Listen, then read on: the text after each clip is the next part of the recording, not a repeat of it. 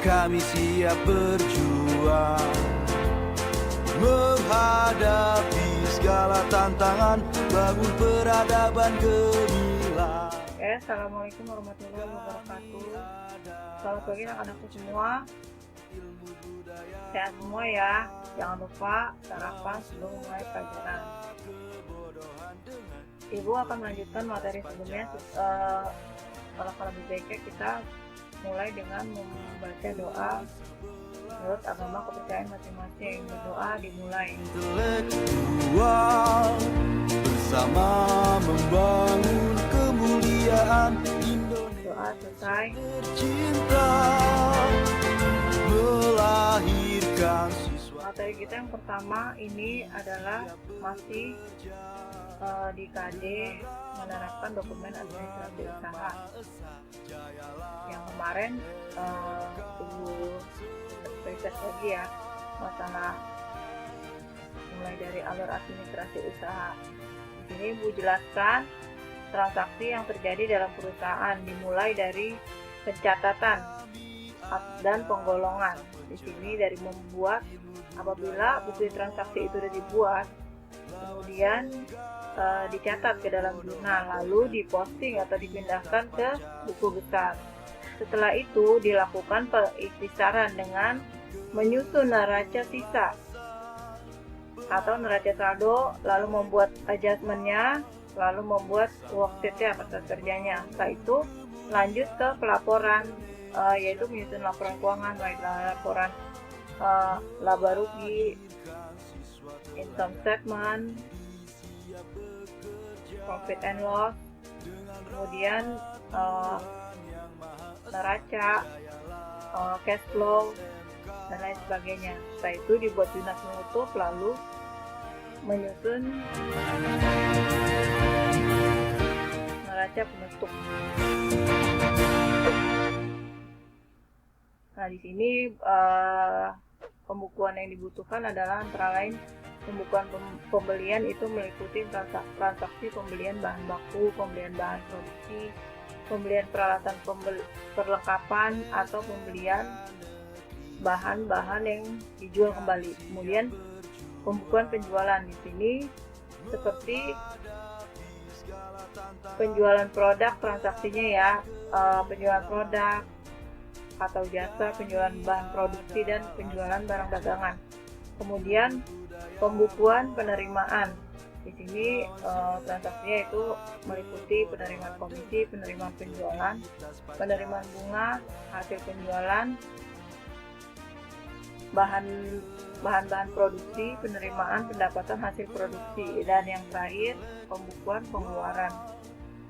Artinya di sini mencatat transaksi pengeluaran bulanan, pengeluaran atas pembelian bahan baku produk, pengeluaran investasi, dan untuk kegiatan perusahaan, untuk kegiatan operasional perusahaan seperti transportasi dan lain sebagainya. Dengan rahmat Tuhan yang Maha. Lanjut kita ke materi yang selanjutnya. Mengajukan dokumen administrasi izin usaha. Di sini lebih dikenal dengan izin usaha mikro atau IUMK. Artinya bila seorang pengusaha ingin memiliki suatu izin, dimulai dari memiliki kartu ini ya, tanda legalitas yang dikeluarkan oleh Bank BNI. Bank BRI maksudnya. Ini mekanisme penerbitan UIMK, mulai dari persyaratannya. Bisa kalian lihat di sini surat pengantar RT/RW, KTP, kartu keluarga, pas foto, dan mengisi formulir biodata ya. Lalu lanjut ke pengusahanya ini, pelaku usahanya ini membuat permohonan ke kantor camat. Setelah itu kelurahan camat, lalu diterbitkan naskah IUMK, lalu terbitlah kartu. Apabila syarat-syarat ini memenuhi kualifikasi, akan terbit kartunya. Contohnya seperti yang tadi ya, dari Bank BRI. Lanjut kita ke kriteria usaha mikro dalam Undang-Undang Nomor 20 Tahun 2008. Di sini usaha yang memiliki kekayaan bersih 50 juta, paling banyak 50 juta, tidak termasuk tanah dan bangunan ya. Kemudian penjualannya itu 300 juta per tahun paling banyak. Kalau di usaha kecil, tadi kan mikro, kalau di usaha kecil itu 50 juta sampai 500 juta kekayaan bersihnya tidak termasuk tanah dan bangunan. Kemudian hasil penjualan per tahunnya 300 sampai 2,5 miliar. Lanjut, manfaat dari UMK ini memberikan kemudahan-kemudahan untuk seorang pengusaha mengembangkan usahanya, misalnya untuk permodalan dan lain sebagainya, peminjaman ke bank. Dengan memiliki UMK ini akan lebih memudahkan seorang pengusaha mendapatkan dana tambahan atau suntikan dana dari lembaga-lembaga keuangan atau mendapatkan pemberdayaan dan pelatihan-pelatihan dari pemerintah daerah. Itu pendampingan usaha juga akan didapatkan apabila memiliki kartu atau izin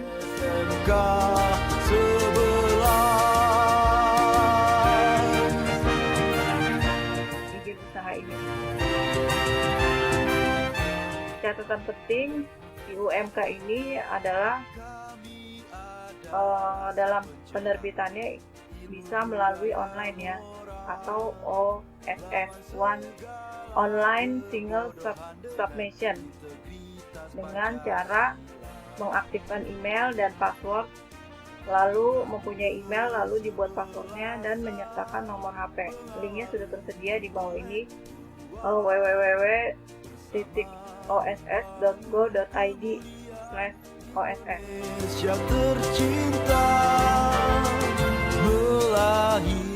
Sampai di sini ada yang kurang jelas, kita lanjut ya ke materi selanjutnya, yaitu macam-macam jenis izin dari Kementerian Kesehatan yang berhubungan dengan produk atau makanan ya.